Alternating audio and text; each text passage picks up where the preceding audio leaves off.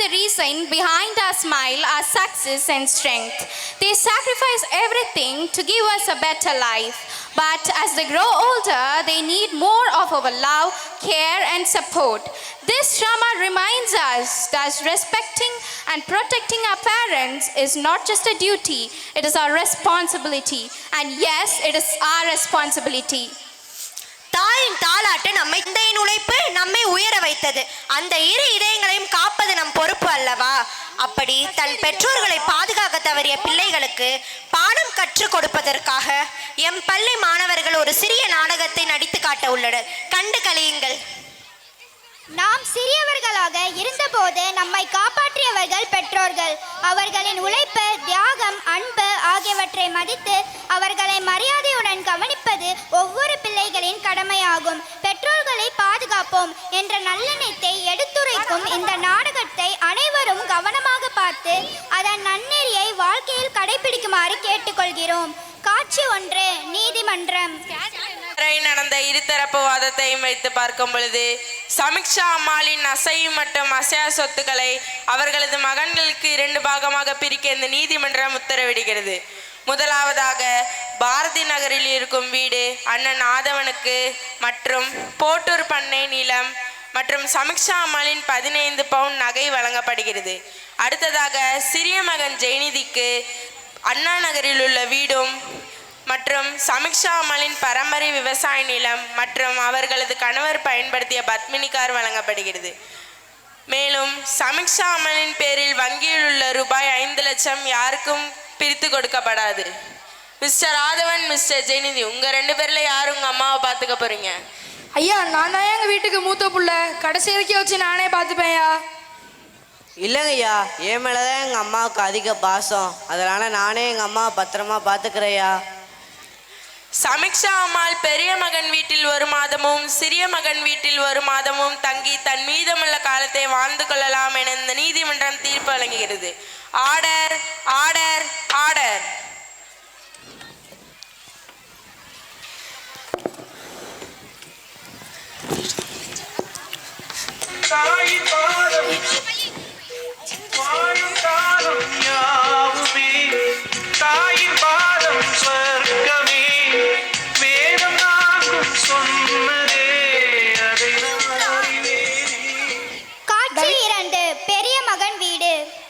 டவினா, Davina, இங்க வாவேன். யார் வந்திருக்கான்னு பாரு. அத்தை, வாங்கத்த, வந்து உட்காருங்க. ஏங்க மச நின்றுட்டு இருக்காம சமைக்கிறதுக்கு ஏதாவது வாங்கிட்டு வாங்க. அத்தை, நான் போய் உங்களுக்கு காஃபி போட்டு எடுத்துட்டு வரேன். சரிம்மா.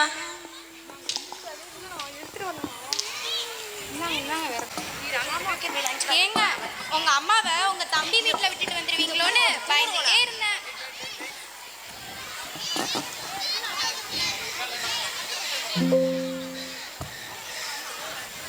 நீயா பேசுற? எங்க அம்மா மேல அவ்வளோ பாசமா உனக்கு? சும்மா விளையாடாதீங்க, கடைக்கு போயிட்டு வாங்க.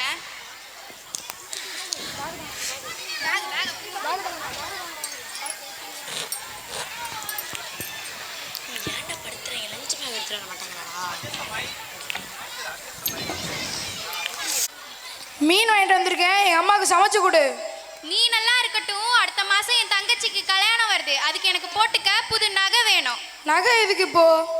நான் உங்ககிட்ட என்ன அதை வாங்கித்தாங்க இதை வாங்கித்தாங்க நான் கேட்குறேன்? போட்டுக்க புது நகை தானே கேட்குறேன். கோர்ட்ல எல்லா நகையும் தம்பிக்கு கொடுக்க சொன்னாராம். இவரும் அப்படியே தூக்கி கொடுத்துட்டு வந்துட்டாராம். இந்த ஓட்டக்கார் வேணும்னு யார் அழுதா? அடுத்த மாசம் என் தங்கச்சி கல்யாணத்துக்கு எனக்கு கண்டிப்பா நகை வேணும். என் உசுரை போட்டு வாங்காத. யார் கையில காசு வச்சிருக்கா அப்போ? அதெல்லாம் தெரியாது. உங்க அப்பாவோட கார் இருக்குல்ல, அதை வித்து எனக்கு நகை வாங்கித்தாங்க. ஏ, அந்த காரு எங்க அப்பாவோட ஞாபகார்த்தமா இருக்கு. அது எங்க அப்பாவோட கௌரவம். அதை போய் விற்க சொல்ற? அப்ப என் கௌரவம் மட்டும் உங்களுக்கு பெருசா பல்லையா? என்ன ஒரு மனுஷியாவே மதிக்க மாட்டீங்க. அது வெறும் கார் இல்லைம்மா, அது அவரோட 40 வருஷ உழைப்பு. கௌரவம் அப்படிங்கிறது நம்ம எதை வச்சுக்கிட்டு வாழ்கிறோங்கிறதுல இல்லை, எப்படி வாழ்கிறோங்கிறதுல தான் இருக்குது. எப்பா, நீ அந்த காரெல்லாம் விற்க வேணாப்பா. பேங்க்ல என் பேரில் இருக்க 5 லட்சம் பணத்தை எடுத்து டவினாக்கு ஒரு நல்ல நகையாக வாங்கி கொடு. அதெல்லாம் ஒன்றும் வேணாமா. இல்லைப்பா, நீ கவலைப்படுறதை என்னால் பார்த்துட்டு இருக்க முடியாதுப்பா. நீ என் புள்ளப்பா, உன் சந்தோஷம்தான்ப்பா எனக்கு முக்கியம். சரிம்மா.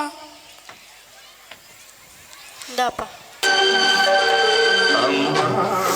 அம்மா எந்த நாள்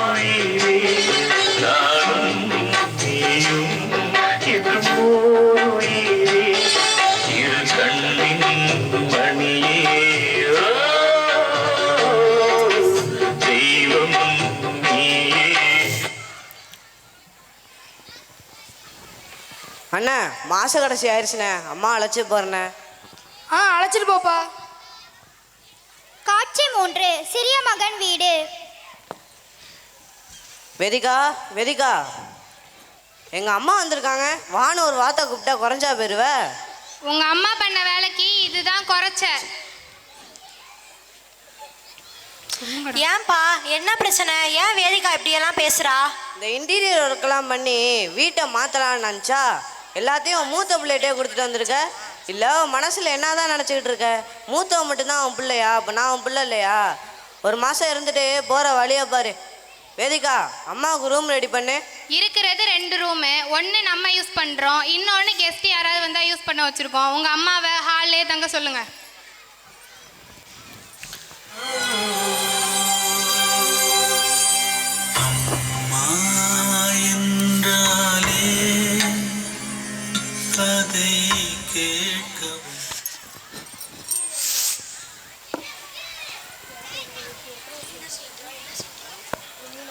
இந்தாங்க பாட்டி, சாப்பிடுங்க பாட்டி. இந்தாம்மா, நீ சாப்பிட்டியா? நீயும் சாப்பிடு. பாட்டி பபிள்ஸ் ஊதுங்களேன்.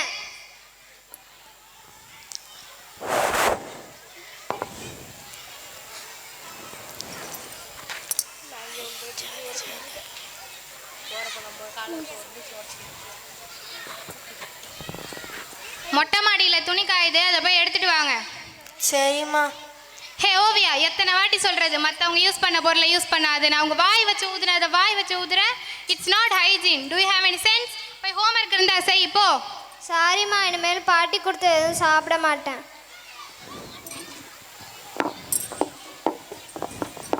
ஏங்க உங்களுக்கு ஞாபகம் இருக்கா இல்லையா? மாச கடைசி ஆயிடுச்சுல்ல.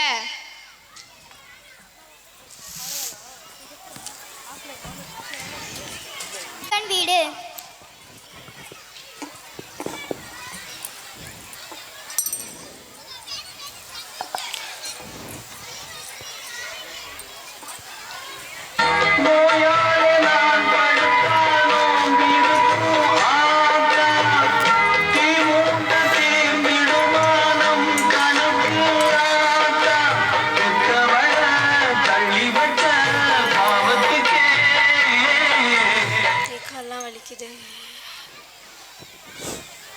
அரிசி வச்சிருக்கேன், மில்லில் கொடுத்து அரைச்சிட்டு வாங்க. இப்போதானம்மா எல்லா வேலையும் முடிச்சுட்டு வந்தேன். ரொம்ப கலப்பா இருக்குமா, செத்த படுத்திருந்துட்டு போட்டுமா? 1 மணிக்கெல்லாம் மில்லை க்ளோஸ் பண்ணிடுவாங்க, அதுக்குள்ளேயும் போய் அரைச்சிட்டு வாங்க. சரி சரிம்மா, கோவப்படாத, நான் இப்போயே போயிட்டு வரேன்.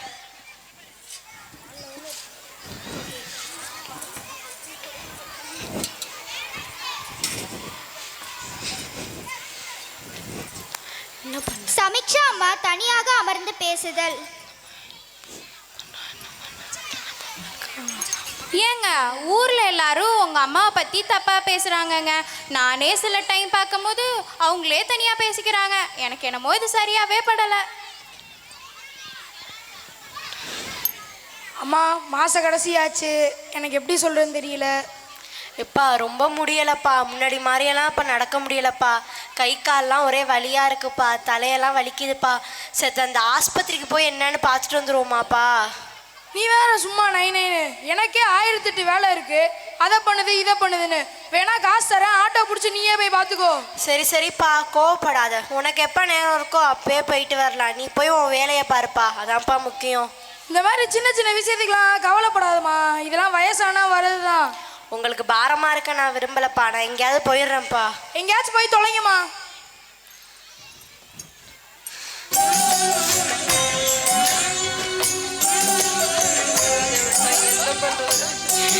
எங்க போ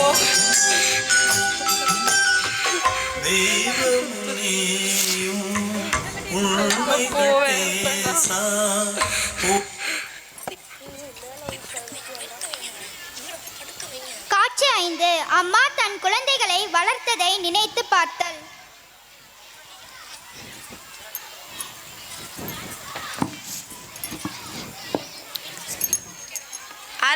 ஆதவன் எழுந்திரிப்பா, கொஞ்சம் சாப்பிட்டுட்டு தூங்குப்பா.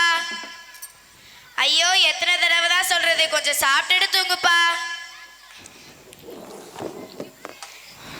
ஐயோ ஐயோ, என் பிள்ளைக்கு இப்படி உடம்பு இப்படி சுடுதே, நான் எங்க போவேன்?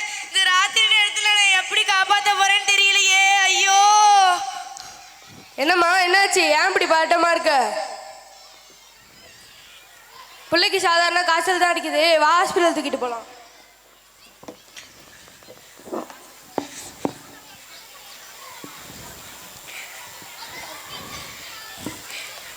ஐயா ஐயா என் பிள்ளைய காப்பாத்தீங்க ஐயா, என் பிள்ளை தான் எனக்கு ரொம்ப உசுரு. அழாதீங்கம்மா அழாதீங்கம்மா, நான் என்னன்னு பார்க்குறேன்.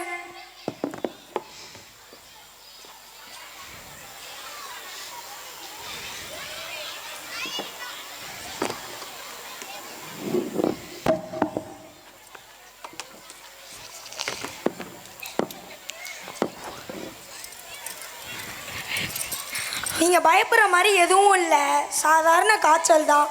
ஊசி போட்டிருக்கேன், மாத்திரை எழுதி தரேன், அதெல்லாம் வாங்கி கொடுங்க, எல்லாம் சரியாயிரும். இப்போ நீங்கள் போங்க. சரிங்க ஐயா. உட்கார உட்கார உட்கார.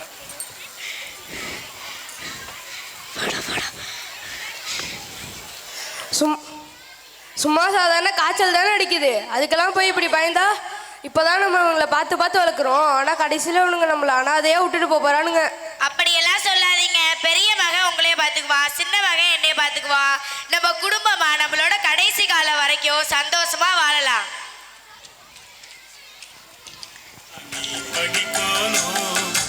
என்னுடைய கவலையெல்லாம் நீங்க போக்கணும்.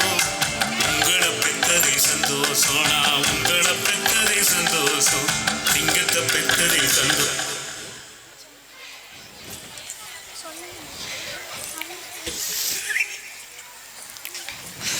ஏங்க நீங்க சொன்ன மாதிரி இவங்க 2 பேரும் நான் அனாதையா விட்டுட்டாங்கங்க.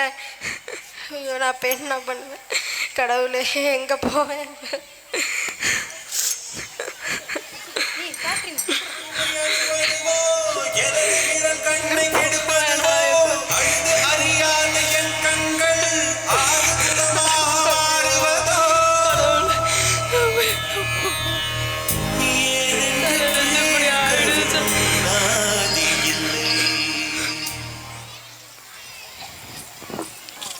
காட்சி 6 வீடு. அம்மா பாத்தியா? அம்மா பார்த்தே 2 நாள் ஆச்சு. அம்மா உங்கள் வீட்டில் இருப்பாங்கன்னு நினச்சாங்க இல்லையா? இங்கே எல்லாம் வா போய் தேடுவோம். சரி வா தேடலாம்.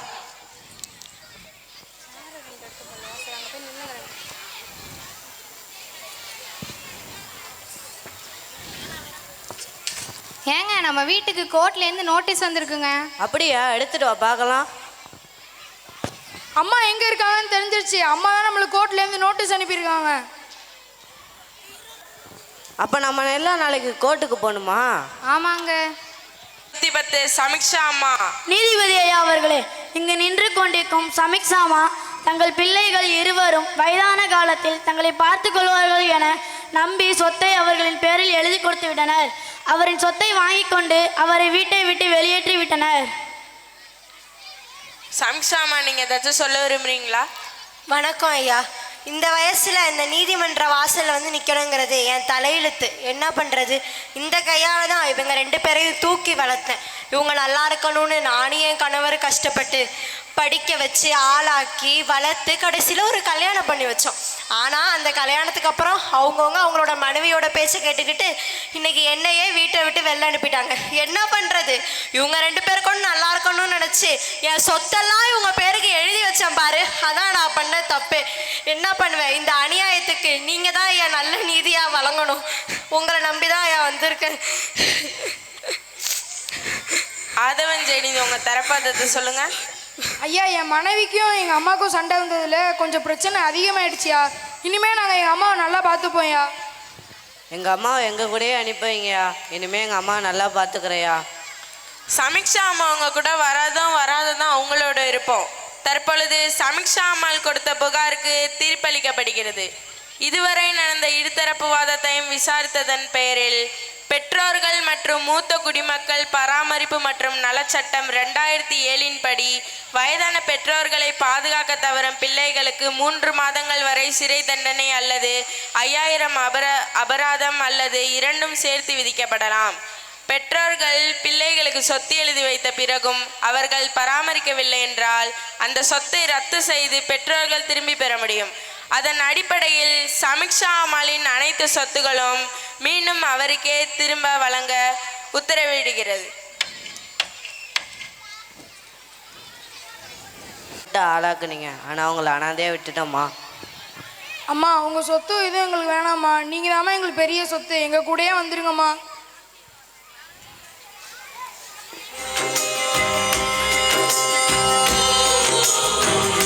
சாமிகள் இருந்தாலும் அம்மா உன்னை போல் ஆகிடுமா.